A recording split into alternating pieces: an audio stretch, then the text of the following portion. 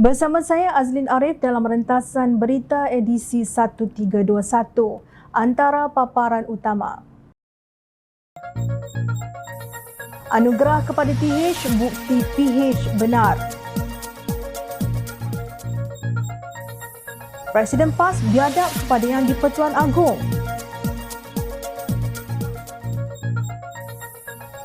Ada pengkhianat dalam UMNO. TikTok cukupkah dengan penafian sahaja?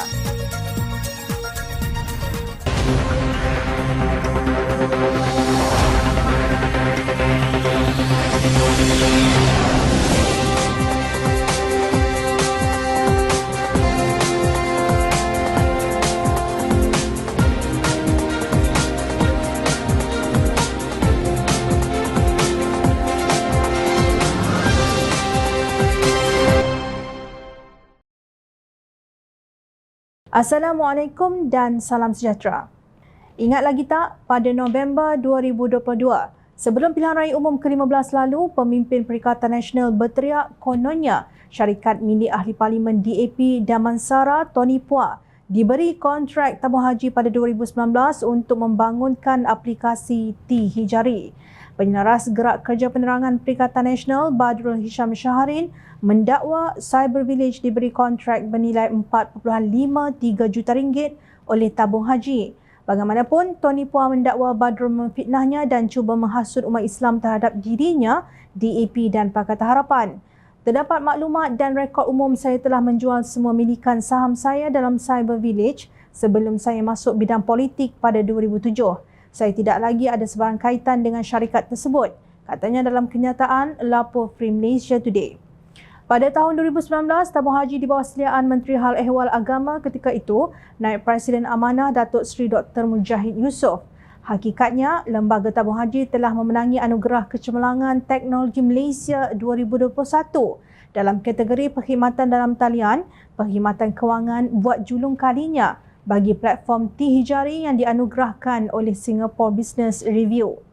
Anugerah tersebut diberikan sebagai pengiktirafan kepada projek inovatif yang dilaksanakan TH menerusi platform T-Hijari. Aplikasi ini adalah bukti komitmen TH dalam menyediakan perkhidmatan pengurusan kewangan dan haji yang inovatif serta memudahkan orang awam dan pendeposit agar mereka dapat mengakses perkhidmatan TH pada bila-bila masa sahaja dan di mana-mana sahaja. T-Hijari direka dengan susun atur kemas, navigasi mesra pengguna malah dilengkapi ciri keselamatan tinggi bagi memberikan perkhidmatan terbaik kepada pengguna menurut laporan. Antara fungsi utama disediakan termasuk kemudahan urusan simpanan dan pengeluaran, urusan haji dan keahlian kelab Taha. Pada 11 Januari lalu, Lembaga Tabung Haji TH menerima pengiktirafan daripada Kerajaan Arab Saudi apabila merangkul anugerah Labak Tom bagi kategori perkhidmatan bimbingan haji terbaik dunia Islam pada persidangan perkhidmatan haji dan umrah 2023 di Jeddah, Arab Saudi yang disertai 56 negara, lapor bernama. Menteri Haji dan Umrah Arab Saudi Dr. Taufik Fauzan Al-Rabi'ah menyampaikan anugerah tersebut kepada Menteri di Jabatan Perdana Menteri Hal Ehwal Agama Datuk Dr. Muhammad Naim Mokhtar pada persidangan itu yang berlangsung pada 9 hingga 12 Januari menurut laporan. Anugerah ini juga adalah pengiktirafan buat negara kerana berjaya melahirkan sebuah institusi unik yang kini menjadi contoh kepada negara Islam lain. Malaysia telah mendapat pengiktirafan antarabangsa atas usaha memberi bimbingan ibadat haji dan program kesedaran dalam aspek menjaga kesihatan kendiri, peradaban serta kepentingan kebersihan persekitaran, katanya seperti dipetik. Menurut beliau, Malaysia menzahirkan hasrat kepada Arab Saudi kuota haji ditambah kepada 31,950 tahun depan. Pada tahun ini, Kerajaan Arab Saudi memberi kelulusan 31,600 kuota haji bagi jemaah Malaysia. Kemarin, Perdana Menteri Datuk Seri Anwar Ibrahim menerima kunjungan hormat Dr. Taufik Fauzan yang berada di negara ini sempena lawatan kerja 3 hari bermula Ahad lalu. Kami telah berbincang kerjasama yang lebih erat, terutamanya terkait isu melancarkan pelaksanaan haji dan umrah bagi rakyat Malaysia. Kami turut berbincang mengenai inisiatif-inisiatif yang boleh dilaksanakan untuk meningkatkan kerjasama dalam bidang lain termasuk pelancongan, pendidikan, pelaburan dan perdagangan, kata Anwar dalam catatan di laman sosial miliknya. Beliau juga mengharapkan hubungan rapat Malaysia dan Arab Saudi yang telah terjalin akan menjadi lebih erat demi kemaslahatan rakyat Malaysia khasnya dan umat Islam amnya. Inilah yang dikatakan benih yang baik dicampak ke darat menjadi gunung, jatuh ke laut menjadi pulau. Usaha pemulihan dan pembaikan tabung haji yang dimulakan di zaman Pakatan Harapan mentadbir negara selama 22 bulan telah menunjukkan hasil. Walaupun menerima pelbagai cemuhan, kononnya keadaan tabung haji semakin buruk, aset dijual kepada bukan Islam T-Hijari dibina oleh bukan Islam dan sebagainya. Tetapi Arab Saudi dan masyarakat antarabangsa tetap mengiktiraf tabung haji sebagai terbaik. Maka selayaknya anugerah itu diterima ketika Pakatan Harapan kembali menrajui negara bersama rakan-rakannya yang menginsafi kepentingan rakyat dalam kerajaan madani. Di zaman Perikatan Nasional, Kerajaan Tebuk Atap mengurung rakyat menerusi Perintah Kawalan Pergerakan PKP yang panjang. Tiada siapa menunaikan haji pada saat itu. Demikian Allah Subhanahu Wa Taala membuka aib pemimpin ketika masih di dunia. Tetapi kami tak harap para pemfitnah akan faham. Presiden PAS Tan Sri Abdul Hadi Awang tiba-tiba melakukan sesuatu yang jarang-jarang dibuatnya di Dewan Rakyat. Adakah beliau bangun untuk menyampaikan ucapan terima kasih kepada Yang di-Pertuan Agong Al-Sultan Abdullah Riayatuddin Al-Mustafa Billah Shah sebagaimana ahli parlimen lain? Abdul Hadi dalam ucapannya berkata sekiranya pentadbiran PH runtuh lagi bukan salah gabungan pembangkang. PIU 15, parti-parti komponen PS tidak mencukupi dan terpaksa menggabungkan semua parti kecil dan segala yang berpenyakit bagi mencukupkan jumlahnya. Dalam kerajaannya yang bergelora, disaksikan oleh rakyat. Kalau jatuh lagi, jangan salahkan kami. Bukan tebuk atap, tapi atapnya bocor, pintunya terbuka dan dindingnya pecah. Kata Abdul Hadi. Demikian timbalan pengerusi Perikatan Nasional terus-menerus menghina usaha berhikmah Yang di-Pertuan Agong membentuk kerajaan perpaduan dan melantik pengerusi Pakatan Harapan Datuk Seri Anwar Ibrahim, ahli Parlimen Tambun sebagai Perdana Menteri Malaysia yang ke-10. Marilah kita renung kembali titah Yang di-Pertuan Agong ketika merasmikan penggal kedua Parlimen ke-15 pada 13 Februari lalu. Baginda memperkenan pembentukan kerajaan perpaduan dan amat menghargai komitmen semua pihak yang terlibat. Beta menyambut baik permufakatan yang tercapai di kalangan pimpinan parti-parti kerajaan perpaduan Malaysia yang selari dengan cetusan hasrat murni beta untuk membentuk sebuah kerajaan yang stabil dan utuh. Dengan demikian, kerajaan beta boleh menumpukan daya usaha untuk memperkuatkan tekad bagi menjamin kestabilan politik dan menjana pertumbuhan ekonomi yang akan menjamin kesejahteraan rakyat beta. Malah baginda menganjurkan semangat muhibah dan saling menghormati antara kaum sebagai asas kepada kestabilan negara. Kerana itu, keutuhan keharmonian menerusi gagasan perpaduan yang berlandaskan prinsip-prinsip perlembagaan persekutuan hendaklah dijadikan agenda utama demi nusa tercinta. Bagi mencapai hasrat tersebut, beta telah membuka seluas-luasnya ruang kepada ahli-ahli yang berhormat untuk bermuafakat dan mencari kesepakatan atas prinsip perpaduan demi untuk masa hadapan negara. Titah baginda. Yang di-Pertuan Agong juga berharap Perdana Menteri yang ke-10 adalah yang terakhir buat baginda sebelum berangkat pulang ke negeri Pahang Darul Makmur. Baginda bertitah dengan tegas, ketepikan agenda politik sempit dan bersatu hati atas nama perpaduan.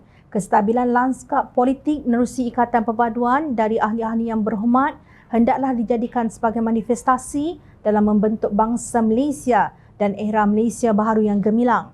Maknanya bukan Perikatan Nasional tidak diundang untuk sama-sama membentuk kerajaan perpaduan, tetapi kesombongan mereka sendiri yang menjadikan Bersatu dan PAS menjadi pembangkang hari ini.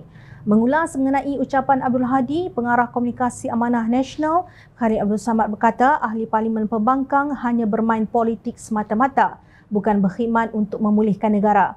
Kalau dia sebagai seorang yang bertanggungjawab, dia mesti memahami bahawa apa yang diperlukan sekarang ini seperti mana yang ditegaskan oleh Yang di-Pertuan Agong adalah kestabilan politik. Betul. Ya, kalau kita nak supaya negara kita boleh dibangunkan, ya, pelabur datang, rakyat sendiri pun berani untuk melabur bagi kerajaan yang di negara sendiri dengan melakukan projek-projek yang tertentu yang diperlukan, maka kita nak kena sama-sama selepas pilihan raya tunjukkan bahawa kita bekerja sama, ya, kerajaan dan pembangkang ke arah membawa kestabilan politik supaya negara boleh maju dan boleh makmur.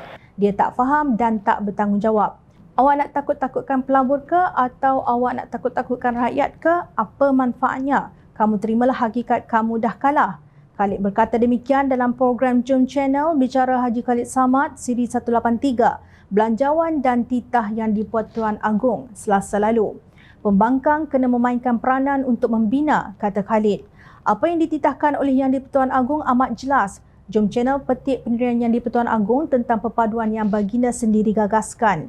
Begini bunyinya, sesungguhnya perpaduan adalah penyatuan dalam perbezaan. Perpaduan adalah asas pembinaan kestabilan. Perpaduan adalah tiang kemakmuran. Perpaduan menyumbang kepada kemajuan. Perpaduan membawa kejayaan.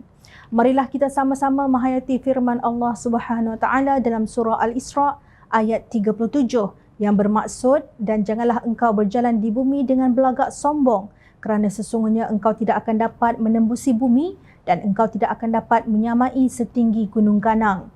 Wallahu a'lam. Anggota Majlis Kerja Tertinggi MKT UMNO Datuk Lokman Nur Adam berkata, pada pilihan raya umum akan datang, UMNO BN hanya akan dapat bertanding 26 kursi parlimen. Jika dicampur dengan kursi yang dimenangi keadilan, dibahagi-bahagi bersama Bersatu dan PAS, akan ditambah 5 kursi menjadikannya 31 sahaja. 74 kursi yang dimenangi Bersatu dan PAS tidak akan dapat disentuh oleh UMNO BN. Akhirnya UMNO akan lupus, tegas Lokman dalam satu siaran video di Twitter. Beliau mendakwa usaha mengambil alih UMNO dilakukan oleh pengkhianat dalam UMNO dengan memburuk-burukkan Presiden UMNO Datuk Seri Ahmad Zahid Hamidi. Mereka menggunakan media sosial bak WhatsApp Broadcasting System supaya calon-calon yang memilih hak kepada Presiden UMNO ditewaskan dalam pemilihan parti itu pada 11 dan 18 Mac 2023 akan datang. Tujuannya untuk merampas parti supaya calon mereka mengambil alih jawatan Presiden dan membawa 30 ahli Parlimen UMNO BN untuk keluar dari kerajaan perpaduan dan menjatuhkan Perdana Menteri Datuk Seri Anwar Ibrahim. Jawatan Perdana Menteri akan diganti dengan Pengerusi Perikatan Nasional Tan Sri Mahyadin Mat Yassin. Beberapa portal media online turut memetik kenyataan Lokman sebagai berkata wujud broker Perikatan Nasional di dalam UMNO.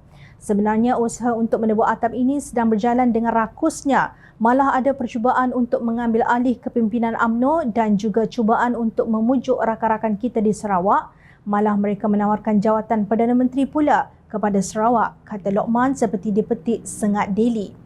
Menurut laporan, Lokman berkata apa yang perlu dilakukan oleh pemimpin dan ahli UMNO di seluruh negara adalah memastikan UMNO tidak lagi menjadi alat Mahyadin mempermainkan parti itu dengan menolak broker-broker Mahyadin yang kini berada dalam UMNO dalam pemilihan nanti. Sekarang ini masih ada 12 MP UMNO yang sedia jadi alat Mahyadin untuk menjadi Perdana Menteri. Mereka inilah juga yang menjadi broker untuk membeli MP-MP UMNO untuk menyokong PN sebelum ini. Sekarang ini kita kena pastikan mereka dan penyokong mereka tidak mendapat tempat dalam UMNO dalam pemilihan parti 11 dan 18 Mac ini, kata ahli Majlis Kerja Tertinggi UMNO itu. Apa yang disebut oleh Lokman itu berkemungkinan benar kerana Abdul Hadi dilaporkan media sebagai berkata kerajaan hari ini akan tumbang tidak lama lagi. Berucap pada sesi dialog ulama negarawan mendepani cabaran globalisasi media massa, kini anjuran Yayasan Permata Ummah di Kuala Lumpur semalam tidak menguraikannya. Orang tanya bila berlaku ini ramalan. InsyaAllah dalam masa terdekat, katanya dipetik Malaysia kini. Bagaimanapun, beliau tidak menyebut jika Perikatan Nasional sedang mengaturkan sesuatu. Namun, jika kenyataan Lokman itu benar, mereka memang sedang merancang untuk menjatuhkan kerajaan yang di-Pertuan Agong. Ahli UMNO sewajarnya dapat berfikir dengan bijak bahawa musuh mereka bukan Pakatan Harapan yang di dalamnya ada DAP, Keadilan, Amanah dan APCO, tetapi Perikatan Nasional yang dianggotai Bersatu, PAS dan Gerakan. Ingat lagi tak, bekas Ketua Pemuda PASIK Muhammad Syaiful Mat Nasir dalam ceramah kempennya mengeluarkan hukum sesiapa mengundi Barisan Nasional dan Pakatan Harapan akan masuk neraka. Walaupun beliau kemudiannya meminta maaf susulan kritikan daripada pelbagai pihak, sikap mentakfiri dan menghina pihak lain yang berbeza aliran politik dengan PAS tidak berakhir di situ. Kerjasama dengan Pakatan Harapan adalah lebih baik buat UMNO BN seperti yang dibuktikan dalam pembentukan Kerajaan Perpaduan di Perak dan Pahang. Hentikan naratif No Anwar, No DAP. Anwar sudah menjadi Perdana Menteri Malaysia ke-10, Islam, Melayu dan UMNO tak rugi apapun. Sebaliknya, yang mewujudkan program Jana Wibawa kononnya untuk membantu kontraktor Melayu dan Bumi Putra tetapi timbul nama-nama bukan Melayu dalam fail Suruhanjaya Pencegahan Rasuah Malaysia. SPRM adalah Perikatan Nasional, bukan Pakatan Harapan. Yang berkali-kali derhaka kepada Raja-Raja Melayu sebagai tonggak orang Melayu adalah Perikatan Nasional, bukan Pakatan Harapan. Jadi, fikir-fikirlah usah diperjudikan masa depan bangsa dan negara di tangan penunggang agama dan yang pura-pura pejuang Melayu. Kementerian Komunikasi dan Multimedia melahirkan kebimbangan terhadap dakwaan bahawa kumpulan moderator TikTok di Malaysia telah disusup oleh kuasa yang ingin meneruskan agenda sendiri. Menteri Komunikasi dan Multimedia Ahmad Fahmi Fazil berkata, kedengaran di suara-suara di media sosial bahawa tahap moderation pada aplikasi popular di Malaysia adalah berat sebelah atau prejudis. Daripada apa yang saya lihat di media sosial, ada yang mula mempersoalkan tahap moderation TikTok di Malaysia. Ada yang mendakwa tahap moderation itu berat sebelah atau prejudis terhadap pihak tertentu. Saya telah menghubungi pihak berkuasa TikTok di Malaysia. Bagi saya ini adalah tuduhan serius kerana terdapat dakwaan bahawa kira-kira 4,000 orang telah menyusup masuk ke dalam kumpulan moderator TikTok Malaysia. Kumpulan ini kononnya menjalankan operasi sulit untuk mempromosikan pihak tertentu. Jadi ini adalah dakwaan yang serius. Saya akan menjemput wakil TikTok di Malaysia untuk mengkaji dan menyemak moderator ini dari perspektif keselamatan, tegasnya, lapor New Straits Times. Beliau menjelaskan bahawa langkah ini tidak bermakna pihak berkuasa menjejaskan hak kebebasan bersuara. Hak kebebasan bersuara termaktub dalam perlembagaan, tetapi bukan menyebarkan perkara yang tidak benar. Membantu menyebarkan perkara yang tidak benar juga adalah perkara yang perlu kita kaji supaya reputasi TikTok Malaysia tidak tercemar, katanya. Mengulas mengenai dakwaan Ahmad Fahmi itu, Ketua Dasar Awam TikTok Hafizin Tajuddin berkata, TikTok mempromosikan video untuk menyediakan kepelbagaian kepada penggunanya. Bagaimanapun, kami tidak membenarkan iklan politik di platform yang diperkukuhkan lagi melalui perubahan dalam dasar untuk GPPPA yang dibuat tahun lepas. Untuk itu, kami tidak membenarkan iklan berbayar yang mempromosikan atau menentang calon, kerajaan, pemimpin semasa, parti politik atau kumpulan atau isu di peringkat persekutuan, negeri atau tempatan, katanya dalam satu kenyataan. Hafizi menjelaskan bahawa moderator mereka tidak mempunyai kuasa atau akses kepada sebarang bentuk alat promosi untuk kandungan. Kami mempunyai sistem jaminan kualiti yang mantap untuk memastikan pendapat politik atau peribadi pekerja kami tidak menjejaskan kualiti dan etika kerja mereka, termasuk semasa melaksanakan tugas moderation sesuatu kandungan. Keputusan moderation kandungan TikTok adalah berdasarkan satu set garis panduan komuniti yang ditakrifkan dengan jelas dan mempunyai lapisan semak dan imbang, termasuk jaminan kualiti dan penyemak fakta pihak ketiga untuk menegakkan keselamatan dan memastikan keadilan secara sederhana, tegasnya. Maaf cakap, kenyataan pihak TikTok Malaysia sukar dipercayai. Jika dasar GPPPA itu telah dibuat pada tahun lepas, kenapa hanya selepas pilihan raya umum ke-15 baru pihak TikTok mengeluarkan lebih 1,000 video provokatif yang menyebar maklumat salah yang berpotensi menjejaskan keharmonian kaum di negara ini? Kenapa tidak semasa kejadian memandangkan pilihan raya umum diadakan pada 19 November 2022? Kanada baru sahaja mengharamkan TikTok daripada peranti kerajaan dengan memetik risiko keselamatan. Sementara itu, di Amerika Syarikat, TikTok dianggap sebagai sarang maklumat salah pilihan raya negara berkenaan oleh penganalisis. Dalam pada itu, dua institusi pengubah dasar Kesatuan Eropah melarang penggunaan TikTok pada peranti mudah alih pekerja mereka atas alasan terdapat peningkatan tahap kebimbangan keselamatan yang menyelubungi aplikasi buatan China itu serta pengkalan data penggunanya.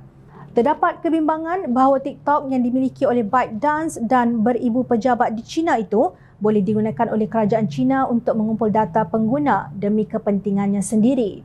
TikTok dalam satu kenyataan bertarikh 21 September 2022 menyatakan TikTok telah lama melarang pengiklanan politik termasuk kedua-dua iklan berbayar pada platform dan pencipta dibayar terus untuk membuat kandungan berjenama. Pada masa ini kami melakukannya dengan melarang kandungan politik dalam iklan dan kami juga kini menggunakan sekatan pada peringkat akaun. Ini bermakna akaun milik ahli politik dan parti politik akan dimatikan secara automatik akses mereka terhadap pengiklanan yang akan membantu kami menguatkuasakan dasar sedia ada kami secara lebih konsisten. Adakah TikTok Malaysia melaksanakan dasar tersebut? Sejujurnya tidak. Kerajaan wajar bertindak lebih tegas jika aplikasi ini bersekongkol dengan daulah terpendam yang berhasrat untuk menjatuhkan kerajaan dan menyebabkan situasi negara tidak stabil. Ingat, rakyat sentiasa memerhati. Teruskan bersama kami di Jom Channel dan layari portal jomchannel.net untuk mendapatkan berita politik tanah air. Saya Azrin Arif, terima kasih. Assalamualaikum dan salam sejahtera.